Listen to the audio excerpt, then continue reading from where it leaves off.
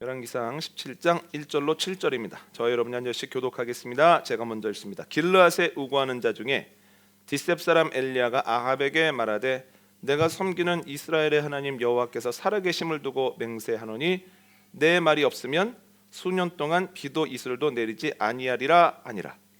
여호와의 말씀이 엘리야에게 임하여 이르시되 너는 여기서 떠나 동쪽으로 가서 요단 앞 그릿 시냇가에 숨고 그 시냇물을 마시라. 내가 까마귀들에게 명령하여 거기서 너를 먹이게 하리라. 그가 여호와의 말씀과 같이 하여 곧 가서 요단 앞 그릿 시냇가에 머물매 까마귀들이 아침에도 떡과 고기를 저녁에도 떡과 고기를 가져왔고 그가 시냇물을 마셨으나 함께 하겠습니다. 땅에 비가 내리지 아니하므로 얼마 후에 그 시내가 마르니라. 아멘.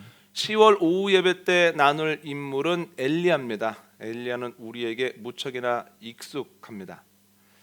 엘리야는 북이스라엘이 가장 어두울 때, 그러니까 아합과 이세벨이 여호와의 제단을 허물기 시작할 때, 하나님의 사람들을 찾아서 잡아 죽이기 시작할 때에 하나님이 들어서 쓰셨던 능력의 지팡이라는 거예요. 수많은 일들을 하셨으나 그 중에서 가장 우리에게 보편적으로 알려져 있는 것은 갈멜산에서 850명의 이방 선지자들과 대결하여 이긴 겁니다. 그리고 가장 인상적인 장면은 하나님께서 엘리야를 부르시는 장면이 다른 사람들에게는 없었던 모습이라는 거예요. 마지막 주에도 나누겠지만 불말과 불병거를 통해서 엘리야를 불러주셨다라고 하는 거죠. 그런데 하나님께서 불말과 불병거를 가지고 엘리야를 부르신 이후에도 성경에서 계속해서 그의 이름이 나온다는 거예요. 죄송하지만 청소년부 눈 좀 뜹시다. 청소년부 고개 들으세요. 제가 누차 말씀드리지만 잘 수는 있지만 잘나고 오면 안 되는 겁니다. 청소년부 목사님께서 잘 점검해 주시기를 바랍니다. 네. 자, 그래서 한번 계속 보시죠. 마가복음 9장 2절로 4절 한번 볼까요? 함께 읽겠습니다. 시작. 엿새 후에 예수께서 베드로와 야고보와 요한을 내리시고 따로 높은 산에 올라가셨더니 그들 앞에서 변형되사 그 옷이 광채가 나며 세상에서 빨래하는 자가 그렇게 희게 할 수 없을 만큼 희어졌더라. 이에 엘리야가 모세와 함께 그들에게 나타나 예수와 더불어 말하거늘. 아멘. 예수님께서 몇 명의 제자들을 데리고 높은 산으로 가시죠. 그런데 갑자기 예수님의 옷에서 광채가 나고 예수님 얼굴이 빛처럼 빛나기, 해처럼 빛나기 시작합니다. 제자들이 어리둥절하다가 보니까 예수님 옆에 두 사람이 와서 예수님과 이야기를 하는데 하나는 엘리야고 하나는 모세였다는 거예요. 그러니까 누가 가르쳐 준 건 아니지만 딱 봤더니 모세하고 엘리야예요. 여러분, 이걸 통해서 알 수 있는 게 뭐냐면 엘리야가 모세에 비견될 만큼 그렇게 하나님께 놀라운 쓰임을 받았다라고 하는 겁니다. 또 한 군데 읽어볼까요? 마태복음 16장 13절 14절입니다. 시작. 예수께서 빌립보 가이사랴 지방에 이르러 제자들에게 물어 이르시되 사람들이 인자를 누구라 하느냐? 이르되 더러는 세례 요한, 더러는 엘리야, 어떤 이는 예레미야나 선지자 중에 하나라 하나이다. 아멘. 예수님께서 제자들에게 물으십니다. 사람들이 나를 누구라고 하느냐? 그래서 제자들이 대답을 하는데 세례 요한이라고 하는 사람도 있고 엘리야라고 하는 사람도 있고 더러는 예수님을 보면서 예레미야나 그 정도의 선지자라고 말하는 사람도 있습니다. 이렇게 이야기를 합니다. 여러분, 지난주까지 9월의 오후 예배 때 세례 요한 나누지 않았습니까?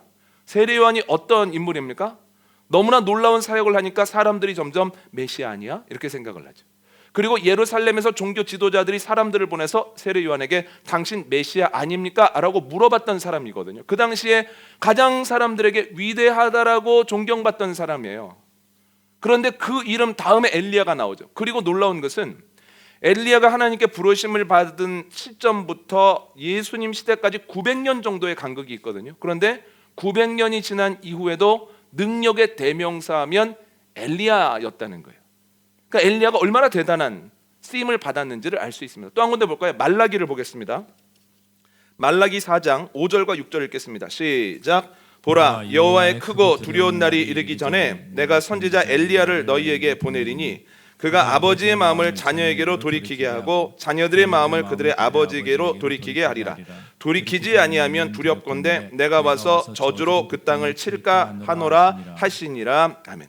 하나님께서는 말라기 선지자를 통해서 그날이 이르기 전에 선지자 엘리야를 보내서 많은 일들을 행할 것이다 라고 말씀을 하시거든요. 그러니까 마지막 날을 여는 것도 엘리야라는 거예요.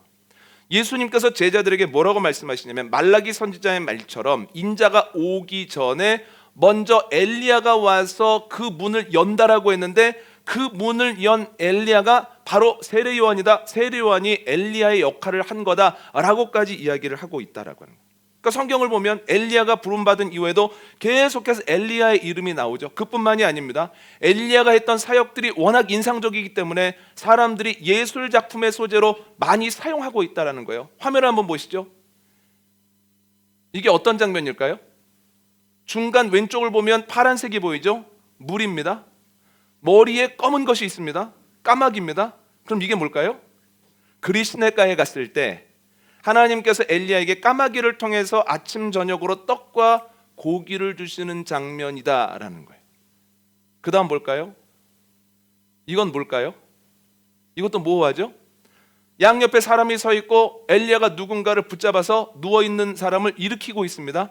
그럼 이게 뭘까요? 사르밧에서 그의 과부가 죽었을 때 엘리야가 그의 몸에 엎드렸다가 그를 살려 일으키는 장면이라는 거예요. 그럼 좀 쉽게 가볼까요? 그 다음 장면 보여주시죠. 이건 뭔가요? 이게 어딜까요? 그렇죠. 로뎀나무 아래입니다. 지쳐서 누워 있는데 천사가 와서 하나님께서 너를 알고 계신다, 보고 계신다 어루만지고 떡과 물을 주는 장면이라는 거예요. 그 다음 거 볼까요? 이건 뭘까요? 말과 병거가 있죠. 이거는 불말과 불병거로 하나님이 엘리야를 부르시는 장면이라는 거예요. 이 외에도 엘리야라고 하고 이미지를 이렇게 검색을 해보면 수많은 작품들이 있습니다. 중세에는 말할 것도 없습니다. 굉장히 많은 작품들이 있다는 거예요. 그뿐입니까? 저희가 엘리야라는 이름이 들어간 찬양 부르지 않습니까? 지난주에 뭐 불렀습니까? 엘리야 때처럼, 이전에 엘리야 때처럼 이런 찬양을 부르죠. 엘리야는 하나님께 쓰임을 받았고 그 뒤에도 많은 사람들에게 영감을 주고 많은 사람들이 또 참 좋은 신앙인이다, 복된 쓰임을 받았다라고 사람들에게 불림을 받는 사람이라는 거예요. 그래서 오늘은 엘리야의 처음에 대해서 한번 나눠보려고 하는데요. 정채봉 씨의 어른들이 태어나는 마을이라는 동화가 있습니다. 내용을 간단히 말씀을 드리면 한 젊은이가 위인이 많이 태어난 마을에 가서 묻습니다. 어르신, 이 마을에 그렇게 위인들이 많이 태어났다는데 비결이 뭡니까? 그랬더니 그 어르신이 고개를 갸우뚱하면서 우리 마을에서는 위인이 태어난 적이 없는데 아기만 태어났어, 이렇게 얘기를 했습니다. 이게 싱거운 우스갯소리가 아닙니다. 싱거운 우스갯소리 같지만 여기에는 굉장한 진리가 있습니다. 우리는 어떤 사람이 탁월함을 보이거나 어떤 사람이 큰 인물이 되어지면 저 사람은 그렇게 태어났어, 그 사람은 타고난 사람이야, 그래서 그 사람은 되지만 나는 안 돼, 그 사람은 될 수 있었지만 내가 아무리 노력을 해도 나는 거기까지 올라갈 수 없어 라고 생각을 하거든요. 하나님의 쓰임을 받는 것도 똑같습니다. 저 목사님은 원래 말씀 읽는 게 재밌나 봐. 여러분, 말씀 읽는 게 재밌는 사람이 얼마나 되겠습니까?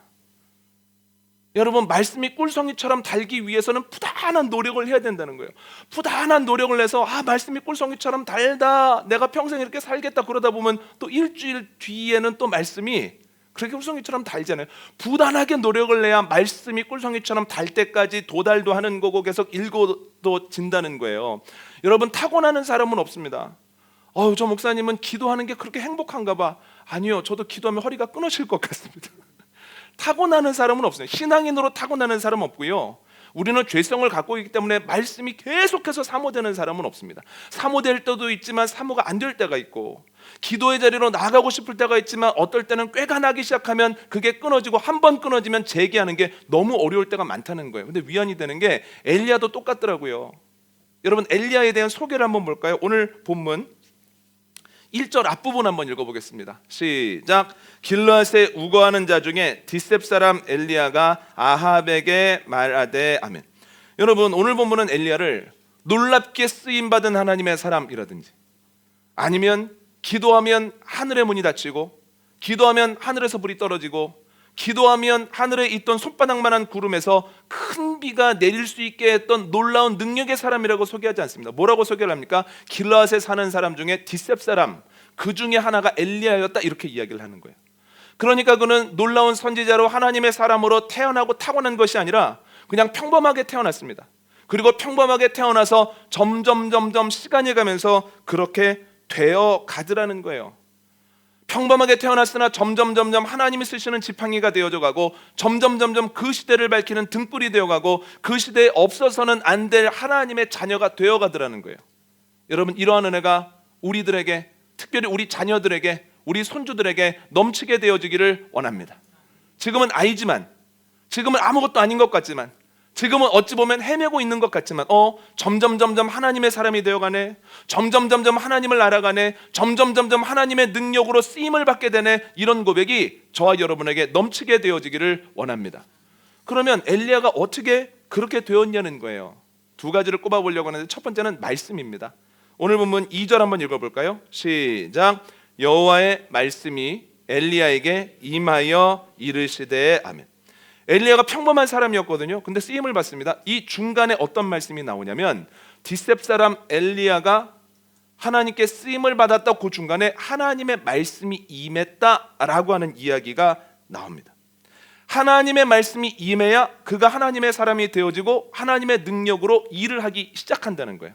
그런데 엘리야 이전에도 이 원리는 똑같습니다. 읽어볼까요? 사사기 6장 11절 12절입니다. 시작. 여호와의 사자가 아비에셀 사람 요아스에게 속한 오브라에 이르러 상수리 나무 아래에 앉으니라. 마침 요아스의 아들 기드온이 미디안 사람에게 알리지 아니하려 하여 밀을 포도주 틀에서 타작하더니 여호와의 사자가 기드온에게 나타나 이르되 큰 용사여 여호와께서 너와 함께 계시도다 하매 아멘. 기드온은 미디안을 두려워하고 그 두려움 속에서 생존을 찾아가는 아주 평범한 사람이었다는 거예요. 그런데 후에 사사로서 미디안을 쳐서 이기고 40년이나 이스라엘을 이끕니다. 평범한 사람이었는데 사사로서 쓰임을 받죠. 그 중간에 어떤 일이 일어납니까? 하나님의 사자가 그를 찾아와서 하나님의 뜻을 전했다는 거예요. 하나님의 뜻이 무엇입니까? 하나님의 말씀이라는 거예요. 하나님의 말씀이 기드온에게 임했을 때 기드온이 하나님의 사람으로 살기 시작하고 하나님이 주시는 능력으로 그 일을 능히 감당해 내더라는 거예요. 여러분, 한 군데 더 읽어볼까요? 엘리야 이후에도 이 원칙은 똑같습니다. 누가복음 3장 2절과 3절입니다. 함께 있습니다. 시작. 안나스와 가야바가 대제사장으로 있을 때 하나님의 말씀이 빈들에서 사가랴의 아들 요한에게 임한지라. 요한이 요단강 북은 각처에 와서 죄사함을 받게 하는 회개의 세례를 전파하니 아멘. 세례 요한이 요단강에 와서 회개를 선포하고 세례를 베풀었을 때 사람들이 모이지 않습니까? 분명 평범한 사람이었는데 쓰임을 받죠. 그 중간에 뭐가 있습니까? 빈들에 가서 주님을 바라볼 때 말씀이 그에게 임했다라고 하는 거예요. 여러분, 말씀이 임할 때 하나님의 사람이 되어가는 겁니다.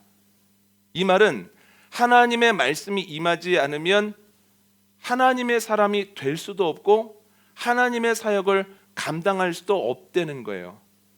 그러면 우리가 구해야 되는 것이 무엇입니까? 하나님의 말씀입니다. 그런데 왜 하나님의 말씀을 구해야 될까요? 지난주 말씀 기억나십니까? 믿음도 무엇입니까? 선물이라는 거예요. 믿음이 선물로 주어지지 않으면 아무리 노력해도 믿어지지 않는다는 거예요. 예전에 이철 목사님이 그런 얘기를 하시더라고요. 하버드 종교학과를 가면 스님들이 많은데 그 똑똑한 스님들이 성경 통독을 5번, 6번씩을 한다는 거예요. 원어로도 읽고. 그런데 왜 교회를 안 다니냐고 물어보면 그 이유는 알 수 없지만 믿어지지 않아서 안 다닌다는 거예요. 그러면서 한마디 덧붙이는 것이 그렇게 많이 읽어도 안 믿어지는 분들이 있는가 하면 성경 통독 한 번도 못했는데 믿어서 교회에 앉아있는 분들이 대단하다, 이런 얘기를 하신 적이 있습니다. 그러니까 이걸 보면 성경 통독을 하라는 얘기도 되지만 믿음이라는 게 선물이라는 건 아주 분명한 얘기예요. 이것처럼 말씀이 우리에게 주어지는 것도 선물입니다.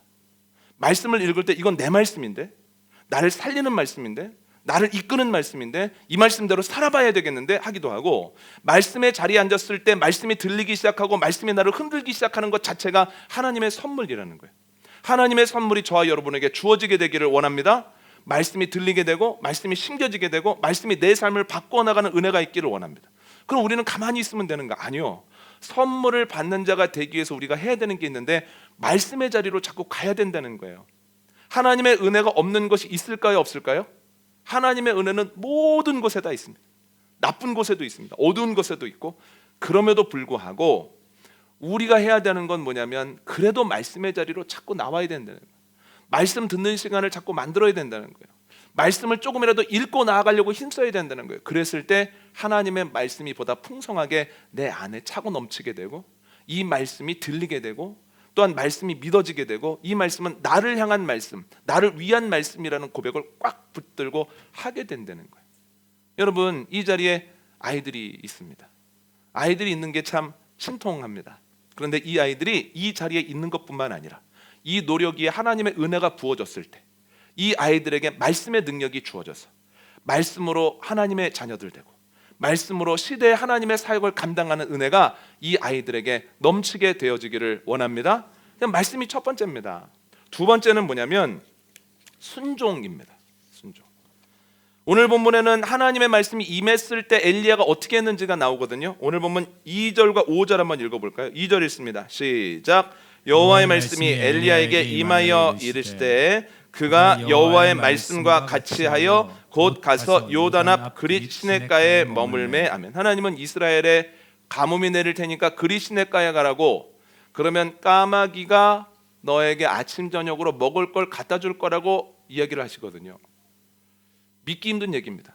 솔직하게 믿어지십니까? 까마귀가 먹을 걸 갖다 준다는 말이 믿어지십니까? 아니, 단적으로 여쭤볼까요? 까마귀가 먹을 걸 주실 적이 있습니까? 가만히 있는데 까마귀가 물어다 준 적이 있습니까? 말도 안 되는 얘기예요.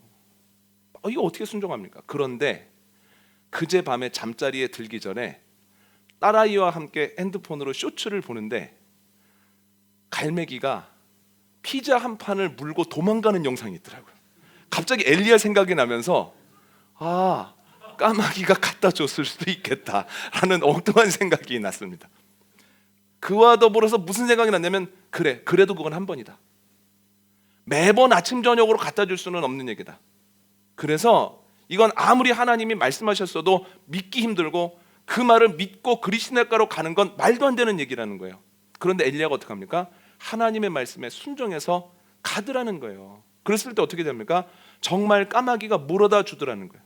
그 까마귀가 우리가 알고 있는 그 검은색의 세이건 간에, 아니면 까마귀라고 말할 수밖에 없는 그 놀라운 현상을 통해서 채워주시던 간에 단 한 번도 아침 저녁으로 굶게 하시지 않더라는 거예요. 엘리야가 알지 못하는 방법으로 채우시더라는 거예요.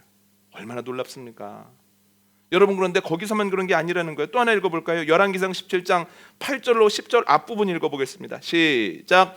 여호와의 말씀이 엘리야에게 임하여 이르시되 너는 일어나 시돈에 속한 사르밧으로 가서 거기 머물라. 내가 그곳 과부에게 명령하여 내게 음식을 주게 하였느니라. 그가 일어나 사르밧으로 가서 성문에 이를 때에. 아멘. 하나님께서 엘리야에게 시돈에 속한 사르밧으로 가라고 하거든요. 그 과부가 너에게 먹을 걸 줄 것이다. 이 또한 생각할수록 말도 안 되는 얘기예요. 시돈이라고 하면 이스라엘 땅 아닙니다. 이방 땅입니다. 그리고 시돈과 이스라엘 사람들 사이가 좋지 않습니다. 그런데 부잣집도 아니고 과부집입니다. 여러분, 과부 고아객은 그 당시 3대 약자입니다. 약자의 대명사예요. 그런데 어려울 때는 누구부터 어렵습니까? 어려울 때는 약자들부터 어려워지는 거예요. 한번 어려우면 헤어나기가 너무 어려운 거예요. 회복돼도 그 약자들은 빨리 회복이 안 되거든요. 그런데 가뭄 때문에 먹을 것이 다 떨어지고 아방이 키우는 가축들에게도 먹일 물이 없는 상태에서 어떻게 사르밧 과부가 먹을 것을 줍니까? 생각해도 말도 안 되는 얘기입니다. 그런데 순종하고 가더라는 거예요. 그랬더니 놀랍게도 그 엘리야를 통해서 엘리야도 살고 사르밧 과부와 그의 가족도 풍성하게 그 어려운 때를 넘어가게 되었다라고 하는 거죠. 여러분, 그에게 말씀이 임했습니다. 그 말씀에 순종을 합니다. 그랬더니 그 말씀에 순종했을 때 경험하게 되는 놀라운 주님의 능력이 있더라는 거예요. 그래서 엘리야는 그때로부터 더 하나님의 말씀을 구하고 더 하나님의 말씀에 순종하는 자가 되어서 그때 쓰임을 받는 자가 되었다라는 거죠. 예전에 시골집에 가면 물을 어떻게 얻습니까? 우물물을 푸기도 하는데, 제가 기억나는 건 옆에 가면 펌프가 있습니다. 그래서 펌프질을 하면 거기에서 물이 시원하게 나옵니다. 그런데 펌프질을 하기 전에 물 한 바가지를 넣어야 되지 않습니까? 그걸 뭐라고 합니까? 마중물이라고 하죠. 마중물을 넣고 펌프질을 열심히 하면 물이 콸콸콸콸 쏟아집니다. 여러분, 신앙에도 하나님의 은혜를 풍성하게 경험하기 위해서 필요한 것이 있는데, 그게 뭐냐면 처음 순종이라고 하는 마중물입니다. 하나님이 말씀하시면 안 믿어지거든요. 까마귀를 통해서 먹이신다고? 아니, 다른 사람도 아니고 과부를 통해서 먹이신다고? 이스라엘 사람도 아니고 이방 사람을 통해서 나를 지키신다고? 말도 안 되는 얘기야. 순종해가 쉽지 않죠. 하나님의 뜻은 알지만 못하겠습니다. 다른 때는 모르겠는데 지금은 못합니다 라고 말하기 쉽지만, 그래도 그때 믿음으로 반응해서 순종을 하면 하나님께서 까마귀를 통해서 주시는 양식을 먹고 과부의 집에서 떨어지지 않게 공급되어지는 그 떡을 먹게 하심으로 이 경험을 통해서 믿음이 더 세워진다는 거예요. 믿음이 세워지면 더 말씀을 구하게 되고, 말씀을 듣고 그 다음에는 순종할 때 조금 더 수월하게 되고, 그러면 또 하나님의 은혜를 경험하죠. 그러면 그걸 가지고 또 말씀을 구하고 또 말씀을 듣고 또 수월하게 순종해서 또 주님의 은혜를 경험합니다. 이게 뭐냐면 첫 순종이라고 하는 믿음의 마중물을 통해서 신앙이 선순환하는 거라는 거예요. 그런데 여러분, 반대도 있습니다. 마중물을 넣지 않아서 하나님의 말씀을 들었지만 내가 지금은 안 될 것 같고 지금은 어려울 것 같아서 안 하면 하나님의 말씀을 알아도 절대 하나님의 능력이 나타나지 않습니다. 그러면 하나님의 능력을 경험하지 못했기 때문에 다음에 말씀이 주어져도 또 순종하지 못하고 그 다음에도 또 그대로 있고 또 점점점 물러나는 가운데에서 신앙의 악순환을 경험하게 된다는 거예요. 여러분, 우리 교회는, 우리 교회에 속한 가정들은, 하나님의 사람들은 신앙의 선순환을 경험하게 되어지기를 원합니다. 첫 순종이라고 하는 신앙의 마중물을 넣을 때, 그리고 힘차게 펌프질을 할 때 하나님의 은혜 경험하게 되고 하나님의 능력을 체험하게 되어서 그 다음에는 조금 더 쉽게 순종하게 되고 그 다음에는 조금 더 주님의 말씀을 더 구하게 되는 가운데에서 하나님의 능력을 풍성하게 경험함으로 이 시대에 하나님이 쓰시는 사람들, 쓰시는 가정, 쓰시는 교회 되어지기를 원합니다. 오늘 말씀 정리합니다. 엘리야 평범하게 태어났습니다. 그러나 점점점 선지자가 되어감으로 하나님의 쓰임을 받는 자가 되었습니다.